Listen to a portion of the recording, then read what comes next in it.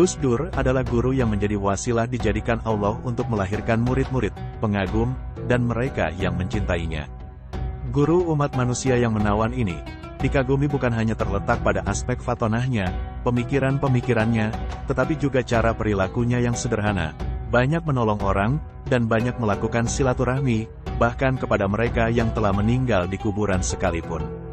Gus Dur tidak hanya dekat dengan aktivis dan politisi, tetapi juga dengan para guru-guru tarekat, kiai-kiai sepuh, dan dengan wong deso di kampung, karena reputasi perjalanan kelilingnya untuk mendatangi pengajian orang-orang di kampung, sampai hari ini tampaknya belum ada yang menandingi kekuatan dan empatinya untuk soal itu.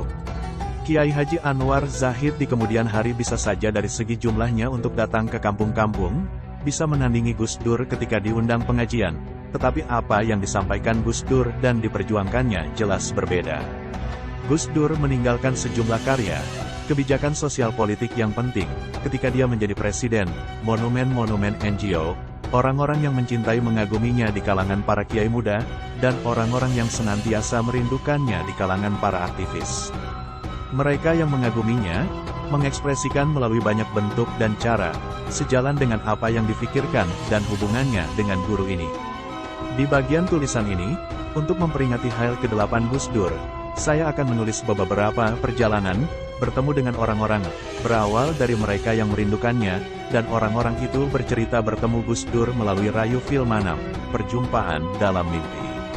Suatu ketika, saya berkunjung di luar Jawa dalam rangka ikut menyebarkan pemikiran-pemikiran Gus Dur, Islam Rahmatan Lilalamin, Hubul Waton Minal Iman, dan Aswaja An-Nahliyah. Di antara perjalanan itu, saya berjumpa dengan seorang yang memudawamahkan zikir surat Al-Fatihah 100x. Perawakannya kerempeng, tetapi aktivitasnya ngopeni kader-kader muda untuk berdiskusi, menelaah buku-buku Gus Dur, dan persoalan-persoalan kebangsaan, patut ditiru. Dalam pergulatannya, aktivis yang tinggal di luar Jawa ini, selalu memikirkan Gus Dur, selalu teringat dan merindukannya. Sang aktivis terdiam lagi, dan serasa berat untuk bercerita. Lama saya cerita-cerita soal yang lain. Lalu saya sela lagi, bagaimana yang 100x itu tadi? Akhirnya, sang aktivis pun bercerita, ini saya baca setiap selesai subuh, 100x. Pokoknya dibaca saja, begitu terus doa. Saya tanya lagi, alhamdulillah, ya, yang itu dari mana 100x? Aktivis ini, di tengah kehidupannya, berawal bukan dari seorang santri, tetapi kemudian belajar dengan para santri melalui perkenalan dengan komunitas yang dekat dengan pemikiran-pemikiran Gus Dur, dan sedikit-sedikit merindukannya, tanpa kehilangan hubungannya dengan orang-orang di luar komunitas santri. Sang aktivis terdecak mencintai Islam, bangsa Indonesia dan umat, salah satunya melalui wasilah pemikiran-pemikiran Gus Dur. Sang aktivis akhirnya juga bercerita, gini Kang, saya ini apalah, ya, tapi saya ini, kalau sudah melihat foto Gus Dur dan cover bukunya itu, seringkali meleleh air mata ini. Suatu ketika saya ini bermimpi 3 kali melihat Gus Dur, dan yang ketiga itu yang paling penting. Saya bermimpi, pertama berada di sebuah jamaah sholawat pengajian yang banyak orang, dan Gus Dur ada di atas panggung bersama beberapa kiai. Dalam hatiku terbersit ingin mendekat kepada Gus Dur. Cukup begini ini mimpi pertama. Pada hari berikutnya, saya bermimpi lagi, dalam momen yang sama, melihat Gus Dur ada di tengah jamaah sholawat pengajian di panggung, dan tiba-tiba saya ingin naik ke panggung. Pada hari kedua ini, cukup begini ini mimpinya. Besoknya lagi mimpi yang ketiga, pada momen yang sama. Saya di atas panggung dan melihat Gus Dur seperti tidur di panggung padahal kiai-kiai lain pada terjaga. Dalam mimpi ketiga itu, aktivis itu melanjutkan bahwa ia mendekat dan berkata kepada Gus Dur yang sepertinya tertidur, Gus, kiai-kiai yang lain itu pada terjaga jenengan kok seperti tertidur. Lalu Gus Dur tiba-tiba berkata, jalan orang mendekatkan diri kepada Allah itu berbeda-beda. Mereka begitu, saya begini. Kamu ya, kamu harus ingat tujuan hidupmu, kamu harus ingat dunia dan akhirat, jangan hanya ingat dunia. Untuk itu, kamu istiqomah ya, baca surat Al-Fatihah 100x. Begitu Kang, setelah itu saya istiqomah saja. 100x setelah subuh gitu aja.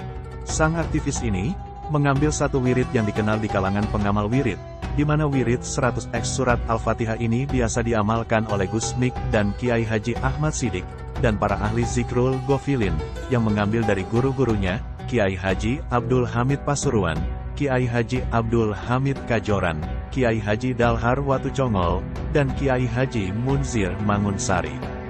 Dan, aktivis itu mengambil wirid surat Al-Fatihah melalui Gus Dur, dengan jalan Rayu Filmanam. Mereka yang mewiridkan surat Al-Fatihah ini, memasukkan di dalamnya kalimat Bismillahirrahmanirrahim. Surat Al-Fatihah ini dikenal sebagai surat Al-Kafiyah, mencukupi untuk berbagai keperluan, Atsab petik terbalik Ul-Matsani, 7 ayat yang diulang dalam sholat, Fatihatul Kitab, Umul Quran, Umul Kitab, dan lain-lain. Banyak hadits Nabi Muhammad menyebutkan keutamaan surat ini. Di antara hadits Nabi Muhammad soal itu, adalah apa yang diriwayatkan oleh Imam Al-Baihaqi dalam kitab Syu'bul Iman dengan sanad jayyid dari Abdullah bin Jabir, bahwa Rasulullah bersabda, "Maukah kamu saya beri kabar sebaik-baik surat Al-Quran yang diturunkan?" Abdullah bin Jabir berkata, "Ya wahai Rasulullah." Rasulullah lantas bersabda, "Itu adalah Fatihatul Kitab, wa ahsabuhu." Rasulullah bersabda lagi, "Di dalamnya syifaun min kulli dain, obat dari berbagai penyakit." Hari Imam Baihaqi, Syu'bul Iman, No. 2367, dan Imam Ahmad dalam musnadnya, No.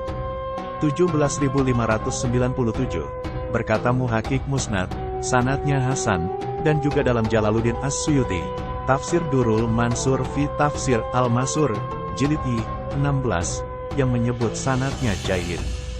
Di dalam tradisi zikrul Ghafilin, wirid surat Al-Fatihah ini, dijalankan dalam waktu 40 hari tidak boleh putus, dan dianjurkan dengan membaca zikrul Ghafilinnya selama 40 hari bersama baca surat Al-Fatihahnya. Baru setelah itu, setiap hari surat Al-Fatihah dibaca 100x, dan boleh dicicil setiap selesai sholat 5 waktu.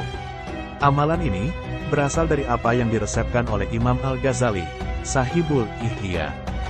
Kembali kepada Gus Dur dan aktivis itu, hikmahnya ada banyak jalan dan cara mendekatkan diri kepada Allah, sesuai dengan kondisi dan ahwal masing-masing orang, dan guru-guru yang dijadikan panutan, serta anugerah Allah, dan bahwa soal hidup, diingatkan Gus Dur, harus memperhatikan akhirat dan dunia, bukan hanya dunia saja. Sang aktivis itu, dipertemukan melalui jalan mimpi dengan seorang yang dijadikan guru oleh banyak orang, adalah sebuah anugerah dari Allah. Di antara bentuk syukurnya itu, sang aktivis terus menghidupkan dalam komunitas-komunitasnya, untuk tidak lelah berdiskusi, menelaah, dan melakukan dinamisasi, meskipun dalam artian politik praktis, mungkin yang seperti itu tidak dinilai penting, dan memudahwamakan wirid surat Al-Fatihah 100x setiap selesai sholat subuh. Dan, Gus Dur termasuk yang dijadikan Allah sebagai wasilah untuk membimbing orang-orang yang ditemuinya, sebagaimana kesaksian aktivis ini. Bimbingannya itu dirasakan oleh mereka yang merasakannya. Wallahu a'lam.